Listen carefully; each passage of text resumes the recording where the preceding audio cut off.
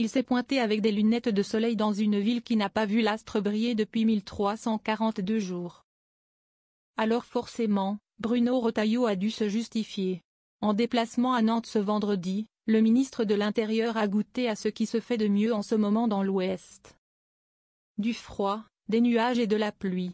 Un cocktail qu'il connaît bien, lui qui a mené une grande partie de sa carrière politique en Vendée, devenant même président de la région des Pays de la Loire. Ce vendredi, le ministre reconduit a donc dû se justifier quand il est apparu avec des lunettes de soleil sur le nez. Ce n'est pas un caprice d'acteur de cinéma américain, c'est simplement que j'ai subi une opération chirurgicale à un œil hier soir, a expliqué le ministre de l'Intérieur devant la presse. Avant d'ajouter, j'ai tenu à être là ce matin donc il a fallu m'équiper. En déplacement à la sous-direction de l'état civil de Nantes, le ministre aurait promis des effectifs de police supplémentaires à la maire, Johanna Rolland, avec qui il s'est entretenu.